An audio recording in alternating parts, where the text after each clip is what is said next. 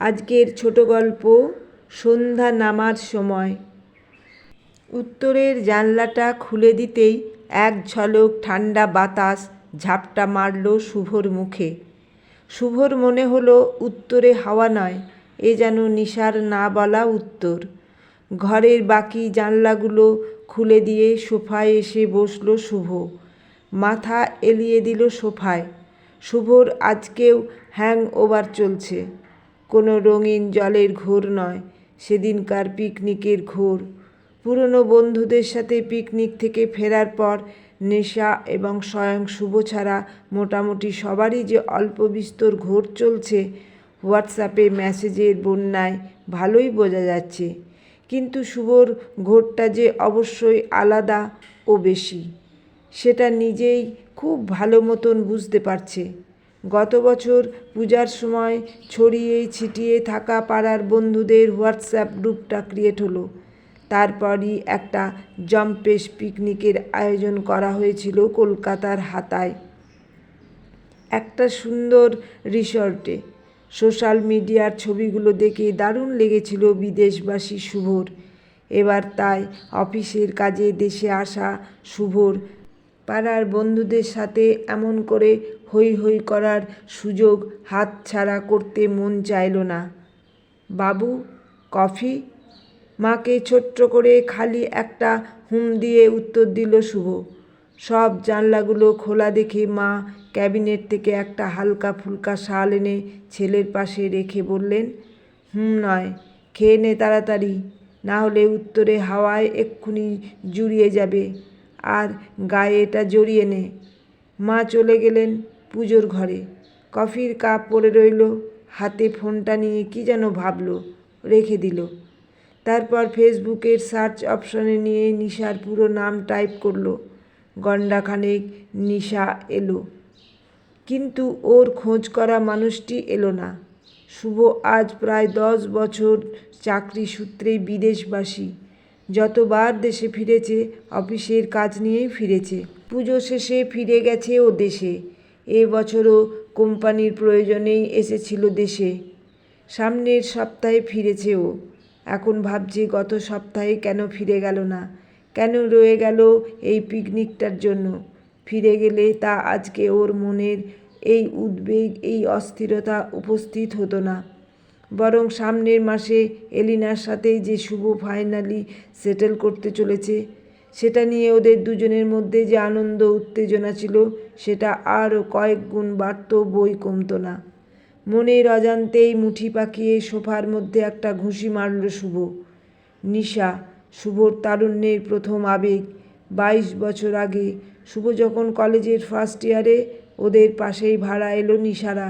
নিশাও একই ক্লাস, একই সাবজেক্ট। কলেজ যদিও আলাদা, কিন্তু প্রাইভেট পড়াগুলো একই সাথে হওয়ার দরুন কাছাকাছি আসতে খুব একটা সময় নিল না ওরা।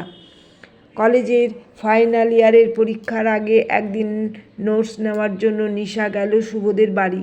শুভর মা বাবা দুজনেই কর্মরত। একদম ফাঁকা বাড়িটা ঘি আর কাঠের যজ্ঞশালার রূপ নিল কিছুক্ষণের মধ্যে। সেদিন শুরু, তারপর মাঝে মাঝেই ঝোড়ো হাওয়ার মতন মাতাল দুঃসাহসী দুজন তখন। শুভর মায়ের কাছে ধরা পড়ে গেল একদিন। ব্যাস, দুই বাড়িতেই ধুন্ধুমার। কড়া নজরদারিতেই বন্ধ হয়ে গেল দেখা সাক্ষাৎ। মাস দুয়েকের মধ্যে নিশার বাবা ট্রান্সফার নিয়ে সপরিবারে চলে গেলেন বাংলার বাইরে। পাবলিক বুথ থেকে একবারই ফোন করতে পেরেছিল নিশা। সেই আকুতি ভরা ফোনে নিশার একটাই কথা ছিল, শিগগিরই যেন শুভ একটা চাকরি জোগাড় করে। নিশা নিজেও চেষ্টা করছে। নিশা কোথায় থাকে, কেমন আছে জানার আগেই ফোনটা শুভর হাত থেকে নিয়ে ক্রেডলে রেখে দিয়েছিল বাবা। পরের দিনই বসার ঘর থেকে নিজের ঘরে ফোনটা শিফট করিয়ে নিয়েছিলেন দুর্দণ্ড প্রতাপ ভদ্রলোক। নিশার বন্ধুদের কাছে অ্যাড্রেস জানতে চেয়ে শুনেছিল তারাও নাকি কিছু জানে না, কিন্তু নিশাও তো ওর ঠিকানা জানে। নিশাও কেন কোনো চিঠি দিচ্ছিল না ভেবে একটু অবাকই হতো। লেটার বক্স চেক করতো ঘন ঘন। ভাগ্যক্রমে কিছুদিনের মধ্যে সেলসে একটা চাকরি পেয়েও যায় শুভ। এর আগেই অবশ্য শুভ নিশার বন্ধুর কাছ থেকে কাঠ খড় পুড়িয়ে নিশার অ্যাড্রেস জোগাড় করেছিল।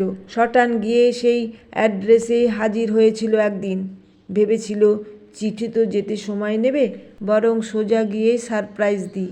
বোঝেনি সারপ্রাইজ দিতে গিয়ে নিজেই সারপ্রাইজড হবে। নির্দিষ্ট অ্যাড্রেসে শুভ গিয়ে দেখে বিয়েবাড়ির প্যান্ডেল করা। গেটের মাথায় থার্মোকলের বোর্ডে লেখা নিশা ওয়েটস সুপ্রকাশ। ভিতর থেকে উলুধ্বনি শঙ্খের আওয়াজ ভেসে আসছে। নিজের চোখে বিশ্বাস করতে পারছিল না শুভ। ঠিক সেই সময় ভিতর থেকে একটি ছেলে বেরিয়ে আসতে বোকার মতন জিজ্ঞেস করে ফেলল, কার বিয়ে ভাই? নিশাদির বিয়ে। গলা দিয়ে শুভর কোনো শব্দ বেরোচ্ছিল না। খুব কষ্ট করে বলল, ওহো, ওকে একটু ডেকে দেওয়া যাবে? কিন্তু ওর আর জামাইবাবুর আশীর্বাদ চলছে, ওরা এখনই রওনা দেবে। নিজের কানকে কিছুতেই বিশ্বাস হচ্ছে না। ঢোক গিলে কোনো রকমে জিজ্ঞাসা করল, শুভ কোথায় রওনা দেবে? অবাক হয়ে মুহূর্তখানিক তাকিয়ে থেকে ছেলেটি বলল, কোথায় আবার? শ্বশুরবাড়ি। একটিবার প্লিজ, একটিবার ওকে একটু ডেকে দাও না। রীতিমতো ছেলেটির হাত ধরে করে মিনতি করল শুভ। ছেলেটির কি মনে হলো কে জানে, বলল, ওয়েট করুন একটু, বলে ভিতরে গেল। শুভর প্রতিটা মুহূর্ত মনে হচ্ছে এক একটা ঘন্টা। ভীষণ মাথা যন্ত্রণা শুরু হয়ে গেল হঠাৎ করে। যে কেউ দেখলে ভাবতেও মাথার চুলগুলো টেনে টেনে যেন ছিঁড়েই ফেলবে শুভ। কিছুক্ষণ পর নিশার বাবা বেরিয়ে এলেন। শুভকে একটু দূরে ডেকে নিয়ে গিয়ে শুভর থেকে কথা আদায় করলেন। শুভ যেন নিশার জীবন থেকে আজীবনের জন্য সরে যায়। চোখের জল ফেলতে ফেলতে গায়ে ধুম জ্বর নিয়ে ফিরেছিল। পরে জেনেছিল একটা চিঠি নাকি এসেছিল নিশার থেকে, কিন্তু ওর হাতে পৌঁছানোর বদলে আগুনের হাতে তুলে দিয়েছিলেন পরিবারের সর্বময় কর্তা। মা জেনেও চুপ ছিলেন অশান্তির ভয়ে। বাবা মায়ের উপর রাগ অভিমান তো ছিলই, এরপর যা হলো নিশার বাবাকে দেওয়া প্রতিশ্রুতি, সব সব ভুলতে থাকতে যন্ত্রণার মতো পরিশ্রম শুরু করলো। চ্যালেঞ্জের পর চ্যালেঞ্জ জিতে খুব তাড়াতাড়ি উন্নতির চরমে পৌঁছে আজও একটা বিদেশি কোম্পানির মার্কেটিং হেড। সেদিন পিকনিকে সবই ভালোই চলছিল। বহুদিন পর পাড়ার বন্ধুদের সাথে জ্যামিং বেশ জমে উঠেছিল। শুভর গলায় যে এখনও সুর আছে, নিজেই ভুলে গেছিল। নিশা নির্ধারিত সময়ের বেশ পরে যোগ দিয়েছিল। নিশাকে দেখে স্বাভাবিকভাবে খুব চমকে গেছিল শুভ। নিশা কিন্তু চমকায়নি, খুব সাবলীলভাবে জিজ্ঞাসা করেছিল, ভালো আছিস? নিজের মনের ভাব লুকিয়ে খুব স্মার্টলি উত্তর দেওয়ার চেষ্টা করেছিল, বিন্দাস। তুই? একই। একই মানে? ওই যে বললি বিন্দাস, সেটাই আছি। ও আচ্ছা, বলে কর্পোরেট দুনিয়ার চূড়ান্ত স্মার্ট শুভ বোকা বোকা একটা হাসি দিয়েছিল। শুভর মনের মধ্যে তখন হাজার কথার চাষ। নিশাকে হোয়াটসঅ্যাপে গ্রুপে দেখেনি তো, গত বছরের ছবিগুলোর কোথাও তো ওকে দেখেনি, কারোর সাথে যোগাযোগ ছিল বলে জানতও না। নিজেই অবশ্য পুজোর সময় অ্যাড হয়েছে, হয়তো আগেই ছিল, খেয়াল করেনি। নিঘাত। সবার সাথে যখন নিশা ঘুরে ঘুরে কথা বলছে, শুভর চোখ এতদিন পরেও নিশার দিকেই চলে যাচ্ছে। কয়েকটি ধূসর চুলের সাথে মার্জিত বেশভূষা ও হালকা মেকআপে একই রকম ডিগনিফাইড লাগছে নিশাকে। শুভই নিশাকে নিয়ে গেল ব্রেকফাস্ট করাতে। একা এলি যে? সুপ্রকাশ হাজবেন্ড এলেন না? কড়াইশুঁটির কচুরিটা গলায় যেন আরেকটু হলেই আটকে যাচ্ছিল নিশার। শুভ বুঝতে পারল নামটা বলা ঠিক হয়নি। তাড়াতাড়ি মিনারেল ওয়াটারের ছোট্ট বোতলটা এগিয়ে দিল নিশার দিকে।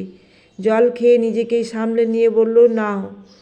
তারপর শুভ ঠিক যে প্রশ্নের জন্য অপেক্ষা করছিল সেটাই শুনল, তোর মিসেস? সামনের বছর ইচ্ছে আছে নিয়ে আসার। শুভ যে এখনও অবিবাহিত সেটা ইচ্ছে করেই ভাঙল না। তুই আমার হাজবেন্ডের নাম জানলি কী করে? ঠিক সেই সময় একটা কল আসে নিশার। শুভকে বাঁচিয়ে দেয় অন্তত সেই সময়টুকু। চা নিয়ে আসা ছুতো করে ওখান থেকে সরে যায় শুভ। চা নিয়ে ফিরে শুভ বুঝতে পারে ছেলের সাথে কথা বলছে নিশা। ছেলের মাকে বলছে ফেরার সময় সেই মাকে নিয়ে ফিরবে। নিশা ছেলেকে প্রথম না না করলেও পরে ছেলের জোড়াজুড়িতে রাজি হয়ে ছেলেকে আশ্বস্ত করেছিল। শুভর খুব ভালো লাগে মা ছেলের কথোপকথন। মিটিমিটি হাসতে থাকে। সেটা দেখে নিশা ফোনটা কেটে হাসতে হাসতে বলে, আর বলিস না, এইটুকু ছেলে এত শাসন করে মাঝে মাঝে, ভুলে যায় কে বড়, ও নাকি আমি। আচ্ছা বল, এইটুকু তো রাস্তা, এখান থেকে স্টেশন কতটুকু? স্টেশনে নেমেই আমি অটো নিয়ে প্রায় বাড়ির দোরগোড়ায় যেতে পারতাম না? রাস্তাটা সরু, তাই বারণ করলাম। ছেলে কার মতন দেখতে হয়েছে রে? শুভর হাত থেকে চায়ের ভাঁড়টা নিতে নিতে বলে। কার মতন আবার? একদম আমি। কি পড়ছে? Physics honours. কি বলে ডাকিস? বাবান। ছেলের নাম উচ্চারণ করতে করতে মুখটা উজ্জ্বল হয়ে উঠল নিশার। শুভ মনে মনে একবার কল্পনা করার চেষ্টা করলো নিশার ছেলেকে। নিজের মনে একবার বাবান শব্দটা উচ্চারণও করলো। সময় কেটে গেল হু করে। সন্ধ্যের স্ন্যাক্স যখন রেডি, ঠিক তখনই বাবানের কল এলো। সবার আপত্তি সত্ত্বেও হনহন করে বেরিয়ে গেল নিশা। আর বসলে দেরি হয়ে যাবে এই অজুহাতে। হঠাৎ করে একজনের নজরে পড়ে নিশা ওর সানগ্লাস ফেলে গেছে। সেই নিশাকে কল করতে যাচ্ছিল। শুভ বারণ করলো, ওকে ডাকিস না, আমি দিয়ে আসছি। জাস্ট বেরোলো, ঠিক ধরে ফেলবো। নিশা ফ্রন্ট প্যাসেঞ্জার সিটে বসে থাকার সাথে সাথে নিশা 1 মিনিট বলে শুভ হাঁক দেয়। প্রায় দৌড়ে এসেছে শুভ, তাই একটু হাঁপাচ্ছেও। নিশা অবাক হয় স্বাভাবিকভাবেই। হাতের জিনিসটা দেখায় শুভ। নিশা কি যেন ভাবে, তারপর চোয়ালটা একটু শক্ত করে গ্লাসটা নামালো। নিশার হাতে সানগ্লাস দিয়েই বাবানের দিকে হাসি মুখে চাইতেই শুভ এক বিরাট ধাক্কা খেল। ড্রাইভিং সিটে কে বসে আছে? এই যে কলেজে পড়া শুভ নিজে। হাই আঙ্কেল, আমি শুভ্রাংশু, নট করে বাবান। মাথাটা রিফ্লেক্স অ্যাকশনেই সামান্য নড়ে যায় শুভর। নিশা মৃদুস্বরে বলে বাই বলে জানলার কাঁচ নয় পাঁচিল তুলে দেয় যেন। শুভর চোখের সামনে ধুলো উড়িয়ে গাড়িটা এগিয়ে যেতে কিছুক্ষণ স্থানবৎ দাঁড়িয়ে শুভ নিজেও আর ফেরেনি আসরে। মুহূর্তে ঘেঁটে যাওয়া শুভ পার্কিং লট থেকে নিজের গাড়িটা নিয়ে রওনা দিয়েছিল বাড়ির দিকে।